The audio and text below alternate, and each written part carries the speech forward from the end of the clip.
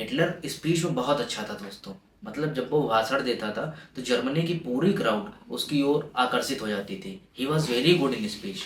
और कहने वाले कहते हैं दोस्तों कि जो जितने अच्छे डिक्टेटर होते हैं वो उतने ही अच्छे बोलने वाले भी होते हैं। आगे बढ़ते हैं दोस्तों। जर्मनी धीरे धीरे प्रोग्रेस कर रहा था और आगे भी बढ़ रहा था, लेकिन 1920 से लेकर 1930 के बीच में जर्मनी इकोनॉमिकली कोलैप्स हो जाता है और हाइपर इन्फ्लेशन के कारण उसकी करेंसी नेक्स्ट टू नथिंग हो जाती है। मतलब उसकी करेंसी की वैल्यू हाइपर इन्फ्लेशन के कारण एकदम जीरो हो जाती है। और जब जर्मन करेंसी की वैल्यू एकदम जीरो हो जाती है तो जर्मन पीपल्स को लगता है कि हाँ, ये नाजी फोर्सेस और ये हिटलर जो कह रहा था सही कह रहा था।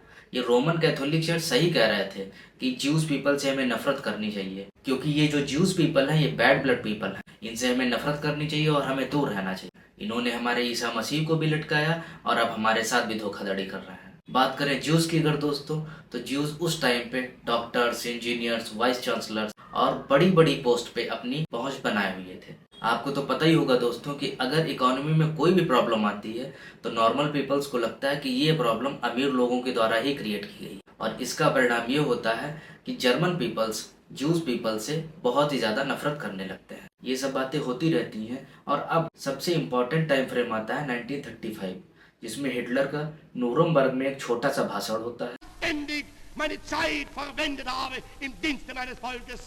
Gib du jetzt deine Stimme ab. Wenn ja, dann tritt für mich ein, so wie ich für dich eingetreten bin.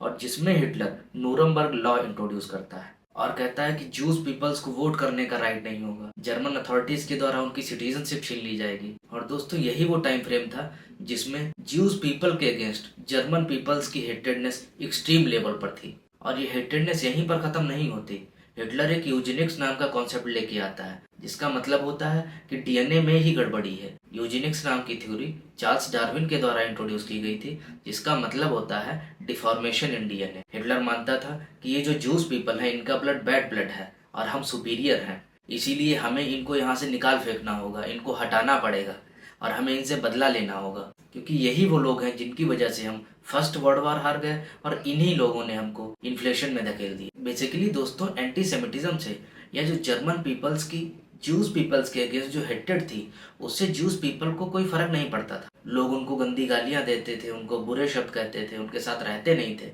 लेकिन जूस पीपल्स का मानना था कि हम यहाँ की सबसे ज़्यादा प्रॉस्पेरस कम्युनिटी हैं और टाइम आने पर ये सब ठीक हो जाएगा, चीज़ें नॉर्मल हो जाएंगी और लोग ज़्यादा कंप्लेंट नहीं करेंगे। तो उनको लगता था कि यूरोप में सब शांत हो जाएगा और हम इतनी दूर यरूशलेम से आए हैं, अपना घर बार छोड़ दिया, वापस तो जा नहीं सकते। तो वो कॉम्प्रोमाइज कर रहे थे। लेकिन हिटलर ने दोस्तों उनके इस कॉम्प्रोमाइज को और आगे बढ़ा दिया।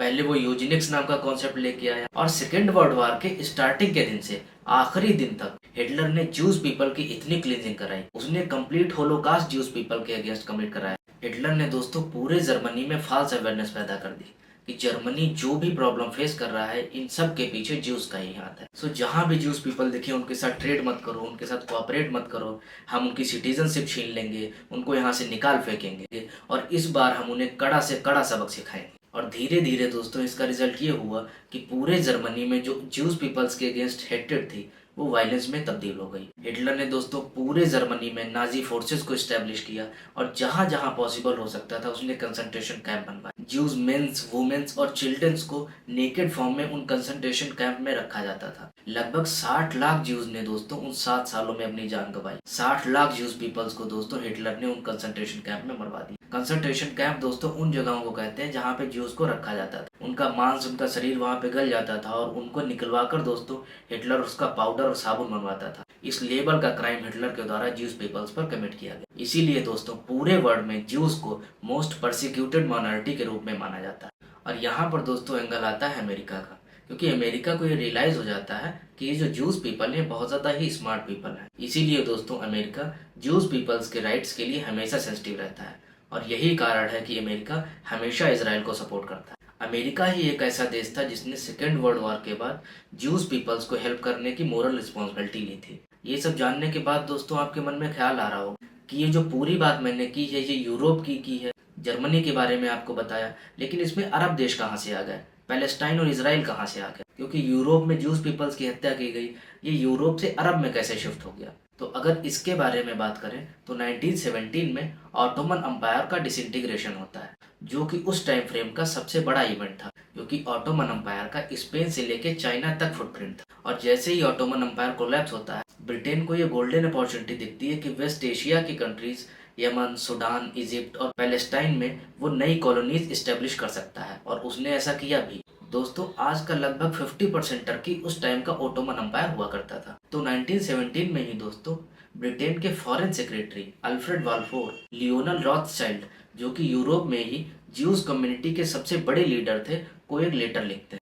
ये लेटर बहुत ही छोटा होता है, सिर्फ एक पैराग्राफ का होता है ये लेटर, जिसमें 67 वर्ड लिखे होते हैं, जिसमें लिखा होता है कि ज्यूज की पैलेस्टाइन में सेपरेट कॉलोनी होगी। और ये बात जैसे ही ज्यूज पीपल्स को पता लगती है, वे बहुत ही ज़्यादा खुश हो जाते हैं। जैसे ही उनको पता लगता है कि ब्रिटेन यरूशलेम में ज्यूज पीपल्स को सेपरेट कॉलोनी ऑफर कर रहा है, क्योंकि यरूशलेम उस टाइम पे पैलेस्टाइन का ही पार्ट हुआ करता था, ज्यूज पीपल्स बहुत ही ज़्यादा खुश हो जाते हैं। और उनको ये रियलाइज़ होता है कि ये गॉड ही है जो हमको हमारे होमलैंड पर वापस आने के लिए कह रहा है, क्योंकि यूरोप में तो हमें डिस्क्रिमिनेट किया जाता है। और ब्रिटेन ज्यूज पीपल पर इसलिए इतना उदार था क्योंकि वो ज्यूज पीपल्स की पोटेंशियल जानता था, क्योंकि उस टाइम में यूरोप में ज्यूज इकोनॉमिकली बहुत ही ज़्यादा स्ट्रांग थे और ऊंची ऊंची पोस्ट पर अपना हक जमा रखा था। और जर्मनी के इकोनॉमिक डेवलपमेंट में भी ज्यूज लोगों का बहुत ही मेजर रोल था। और इसी वजह से दोस्तों ब्रिटिशर्स का ज्यूज पीपल्स के लिए एक सॉफ्ट कॉर्नर रहता है। अब आता है दोस्तों time frame 1920s to 1940s का। 1920s से लेके 1940s के पीरियड में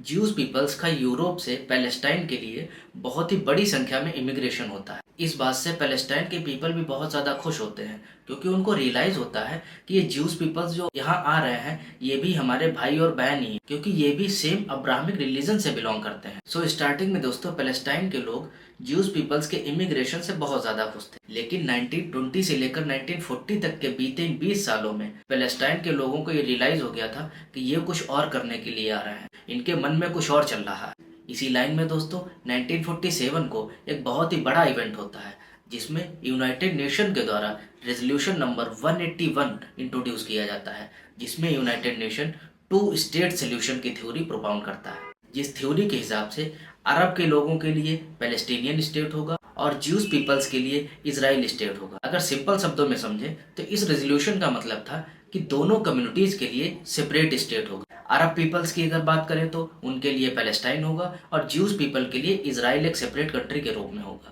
अमेरिका की फोर्सेस दोस्तों ज्यूज के पोटेंशियल को जानती थी और इसी वजह से ज्यूज कम्युनिटी के साथ उनके बहुत अच्छे रिलेशन थे। अमेरिकन की एक खास बात है दोस्तों, आपने सोशियोलॉजी में कभी एक टर्म पढ़ा होगा, कल्चरल एसिमिलेशन। अमेरिकन को दोस्तों ये कल्चरल एसिमिलेशन बहुत अच्छे से आता है। अमेरिकन को दिख रहा था कि यूरोप में ज्यूज पीपल्स मारे जा रहे हैं, तो ऐसे में अमेरिका ने ज्यूज को कहा कि आओ हमारे यहाँ आना चालू कर दो। और दोस्तों अमेरिका ने लगभग आधे से ज़्यादा ज्यूज पॉपुलेशन को अपने यहाँ एक्सेप्ट किया। और ये बात मुझे आपको बताने की ज़रूरत नहीं है कि ज्यूज अमेरिका में मोस्ट सक्सेसफुल कम्युनिटी के रूप में है।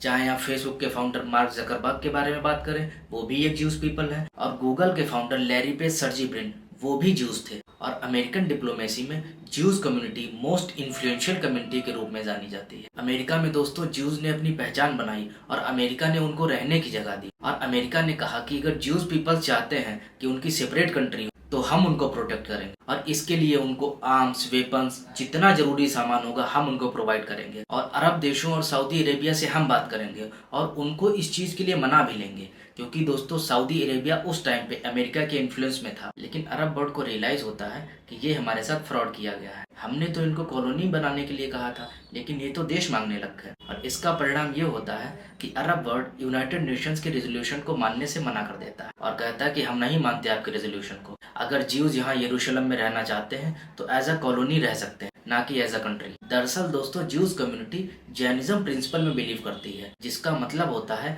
कि ज्यूज की अलग सेपरेट कंट्री होगी, और इसी को ज्यूज का नेशनलिज्म भी कहा जाता है। जैनिज्म प्रिंसिपल में दोस्तों ऐसा माना जाता है कि ये जैन यरूशलेम की पहाड़ी है, और बेसिकली ये पहाड़ी नहीं है, ये यहूदियों के एंसेस्टर्स का प्रतीक है। जिसका सपोर्ट अमेरिका और ब्रिटेन के द्वारा किया जाता है, लेकिन ज्यूज पीपल के इस कंसेप्ट को अरब वर्ल्ड के द्वारा बिल्कुल भी एक्सेप्ट नहीं किया जाता और इसी वजह से दोस्तों यूनाइटेड नेशन के द्वारा ये रेजोल्यूशन पास किया गया था। बात करें अगर ज्यूज की, तो ज्यूज को रहने के लिए यरूशलेम एरिया दिया गया था। अगर आज के कंटेक्स्ट की बात करें दोस्तों, तो यरूशलेम एरिया जो पैलेस्टीनियंस के द्वारा कभी ज्यूज पीपल को रहने के लिए दिया गया था, आज के दिन एकदम उल्टा हो गया है। आज ज्यूज पीपल्स पैलेस्टीन के लोगों को बोलते हैं कि अगर इस यरूशलेम एरिया में रहना है तो रह लो, अदरवाइज आपको ये भी नहीं मिलेगा। और जब ये सब अरब वर्ल्ड के साथ हुआ तो अरब वर्ल्ड गुस्से में आ गया और जो एंटीसेमिटिज्म यहूदियों के खिलाफ यूरोप में फेमस था, आज वही अरब वर्ल्ड की रियलिटी बन गई थी। और दोस्तों अरेबिक पीपल भी धीरे धीरे ज्यूज लोगों से नफरत करने लगे थे। अरेबिक लोगों का कहना था कि हमने तो आपको यहाँ कॉलोनी बनाने के लिए बुलाया था, ये आपके भगवान यही हैं,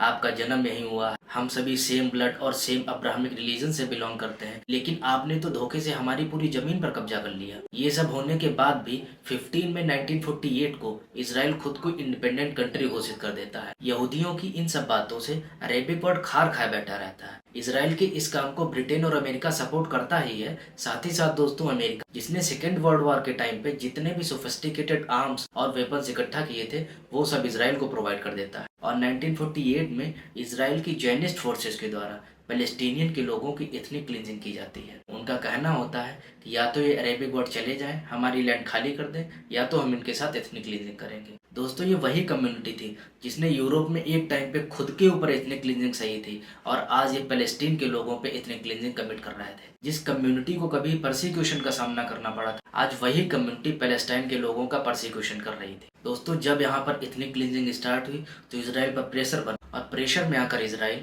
पैलेस्टाइन के लोगों के लिए यरूशलेम और गाजा स्ट्रिप 2 जगह देने को तैयार हुआ। तब से लेकर आज तक दोस्तों ये इंसिडेंट अरेबिक वर्ल्ड के लिए सेंसिटिव बना हुआ है।